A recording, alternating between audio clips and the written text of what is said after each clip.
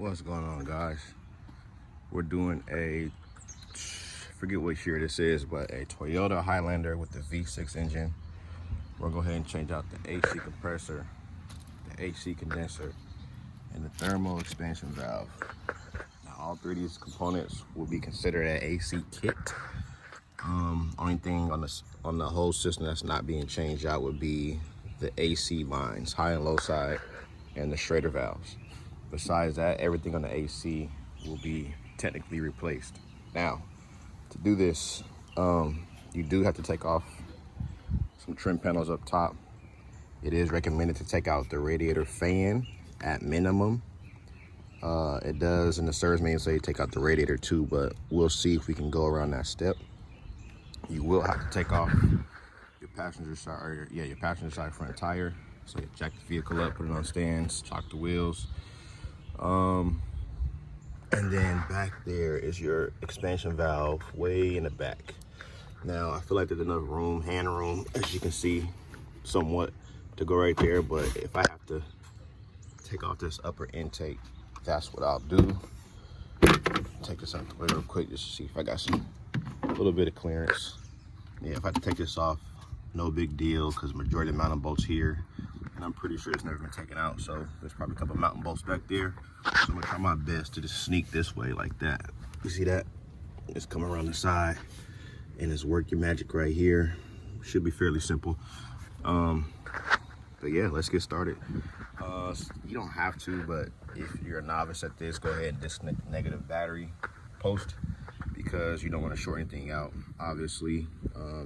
This is definitely a job you want to do with the engine cold, and the engine is cold. I recommended that for the customer because the day I came out originally, they wanted me to do everything, and they had just driven it. So yeah, we're back again. Let's get this knocked out. Now, being one-man cameraman, I'm not going to get you all detailed steps, but just know there's a brace that goes across the top of your radiator. You'll see as soon as you open the hood. Take that off. It's secured in, the brace itself is secured in by 10 here, 10 here, and then 2 10s opposite side. Everything else are placeholders for brackets. So like this one, for example, you take that off, out the way. There's 3, 1, 2, 3. Take those out the way. And then you got a bolt that goes right through your hood latch on both sides, and then one more in the back. You're gonna need like a 10mm ratchet and wrench to take that one out. And then you got a couple of your tree clips. You pop those off, and oh yeah, and your grill shroud, the little emblem that holds your emblem right there. Take that off too. Once that all comes out, which that just slides out, you'll have this view right here, which is just your condenser, right? So this gives you plenty of space to take this out. From just the looks of it, you have a 10 here for both your lines, one at the bottom too. You got a placeholder to the bracket, probably going to the radiator. 10 down there, 10 down there, 10 up here, 10 up here, and literally this thing will come out. Just make sure, like I said before, in the past, make sure it's already evacuated, the AC system, because as soon as you open these lines up, Freon will come out, and that's illegal by regulation. So just make sure you do those steps prior to doing this job, and you'll be good to go. All right, a lot has changed since the last time you've seen the update. So for one, last time I showed you guys, the condenser was sitting right here, but now it's sitting right there. Like I said before, I told you already 10 mils. Make sure everything is already evacuated, and there's plenty enough room for this to slide straight up. I would have recorded that, but I'm pretty sure you guys can get the picture, get the gist of it. Slide it straight up, set it to the side. Now you have room to lean your radiator forward like this. I've already done it, but this is like a coolant hose. Now it's gonna drip off. No big deal, because it's not just like pouring out.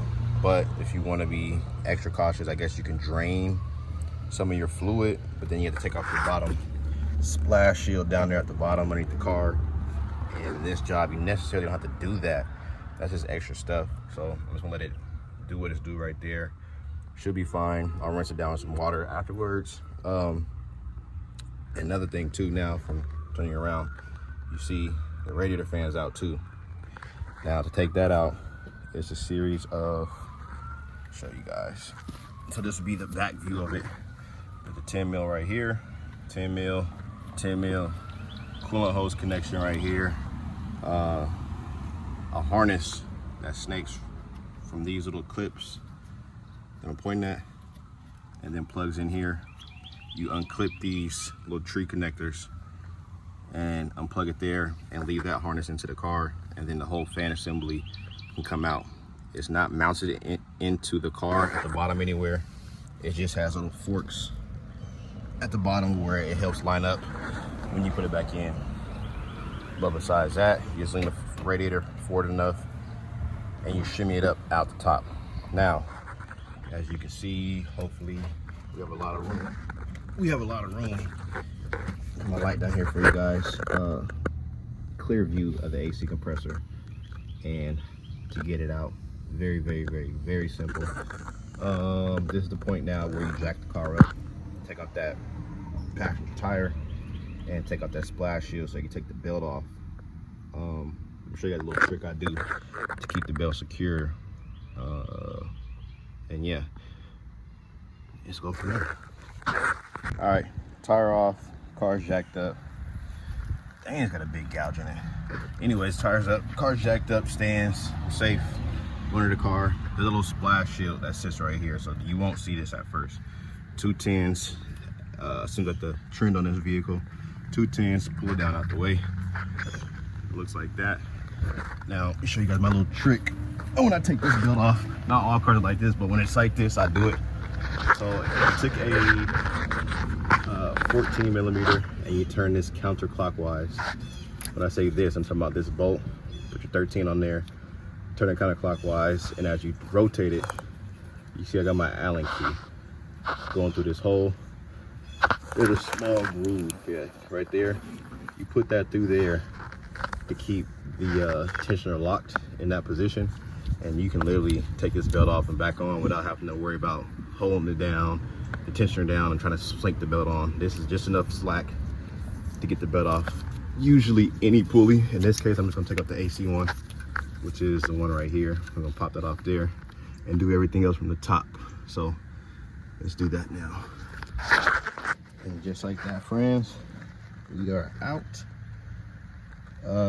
You're gonna fight with, just forewarning, this harness right here, you're gonna fight with that because these studs, how far you gotta come forward.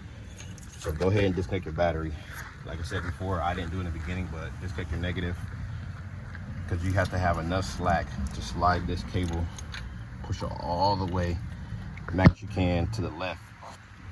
So you can pull the alternator off the stud, the compressor off the studs. So disconnect your 12-volt source to the alternator, your plug to the alternator. A couple of brackets right here, this guy and this one right here. And then slide this all the way to the left. You'll have room. I guess, hindsight looking at it, you could release this bracket right here. And that gives you plenty of slack right there, a lot. So this is an O2 sensor plug.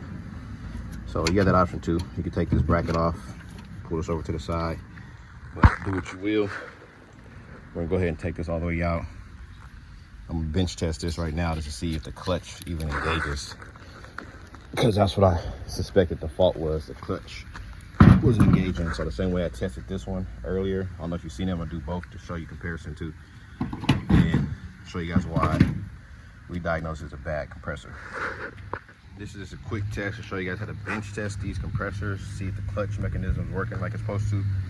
Now, granted, you can do this in the vehicle, which you definitely prefer to do it in the vehicle because you do all that work to get it out and then not be the compressor. You'll be kind of mad all that labor you're not getting paid for now.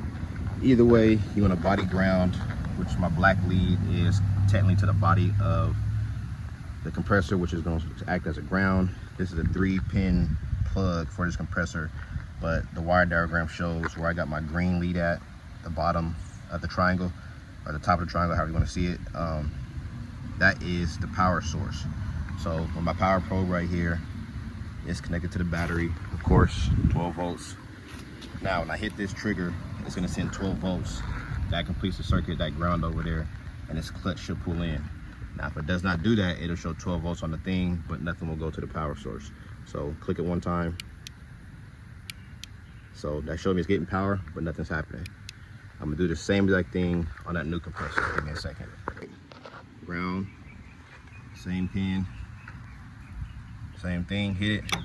You see that? That's what it's supposed to do. So for sure the compressor was bad, was getting power down here, but nothing was happening. This is what a compressor is supposed to do. All right. Compressor is all the way in. Everything's bolted down. Everything's plugged up. Belt is back on. One thing left to do now is always, never skip this step. I don't care what you do. Always replace those O-rings. Do not use the same O-rings. That's cheap maintenance you can do this to save yourself. Don't let it get you. That's what I'm gonna say. Change both of them. The kits usually come with O-rings in their little set, which I believe this one did as well. Let's go check him out. Yeah, it did.